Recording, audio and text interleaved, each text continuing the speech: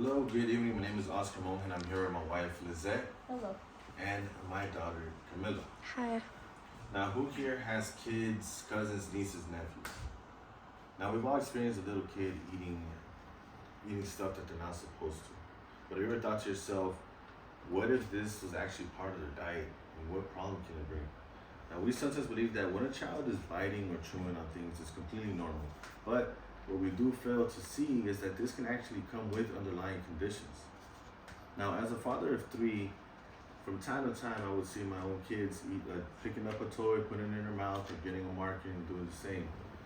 So as I was looking for a topic to write about, I stumbled upon Pica Disorder, and it caught my attention of to how careless we are as parents is something that we see normal, and not knowing what dangers it can actually pose. Now, pica is a medical disorder in which people tend to eat items that are not food. They're not considered food. First, I'll explain to you what pica is and the dangers that it does pose. And secondly, I will talk to you about the one proven method that would work to stop the further development of pica. Now, pica is a disorder. Pica disorder, is hard to distinguish from something that is perceived as just being curious. Sometimes it can come with underlying conditions, and it can interfere with our everyday lives. Now, as a child who didn't put things in their mouth, sometimes to this day, unknowingly, we still use it as a stress mechanism, or even pair with nervousness. For example, biting on a pen cap, or a child eating dirt. Now, in an article by Eleanor Fleming from The Independent on November 30th, 2022, a mother took a child to the hospital. It was rushed to the hospital to the emergency room, where little did she know, when she got there, the little boy had actually ingested screws, magnets, and lanyard.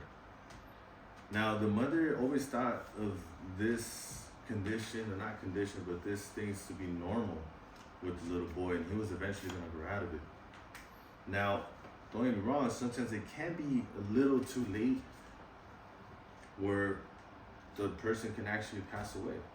Now, for example, in an article written by Rachel Pacella from the Maryland Gazette on May 7, 2022, that was just the case.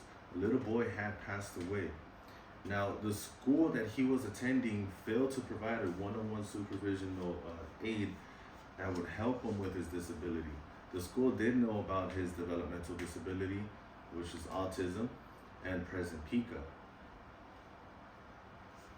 Now that I have given you insight of the dangers, I'll talk to you about one proven and effective method that does work with pica.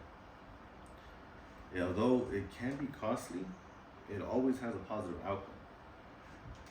Now, in an article, or a newspaper article, written by Francisca Caligas of the Medical Journal of Indonesia on December 2020, she speaks about a 7-year-old little girl that had a fascination of eating plastic bags. And this was just to get her parents' attention. Now, she did present signs of iron deficiency anemia and constipation. So the parents did decide that they were gonna contact a behavioral therapist and put her on therapy. Now, although the behavioral therapist did help out the child, she also gave psychoeducation to the parents, where it gave her different examples of how to come up with a reward system where they celebrate all the positive outcomes and ignore the negative. Now, don't get me wrong, children are not the only ones that suffer from pica disorder. There's also pregnant women. Pregnant women are known for having the craziest cravings, like my wife. Now, pregnant women are up to the point where they're eating clay or eating dirt, okay? In an article, or a newspaper article, written by Lori Kersey from the Charleston Gazette on March 2016, it states where the women actually eat clay and dirt as long as it doesn't have any malignant items in them. It is not so much of a craving that a pregnant woman want to go through. It's just the lack of iron deficiency that they have in their body. So the solution for that, and thank God, is not as bad as behavioral therapy. It's just really an iron supplement. Now that I have given you a better understanding about Pica and the dangers that it does pose, I will conclude my speech. Now, Pica again is a medical disorder in which people tend to eat items that are not considered food. First, I spoke to you about what Pica was and the dangers that it did pose. Secondly, I did speak to you about one option that can be used, such as behavioral therapy. Now, just if you do happen to find yourself eating dirt, or eating clay, or eating things you're not supposed to, just remind yourself of this speech that I spoke to you about today and the Pica disorder. And if you have a family member that maybe needs help, don't shrug it off. Look into it and see how you can assist them as well. Thank you again, and have a good night.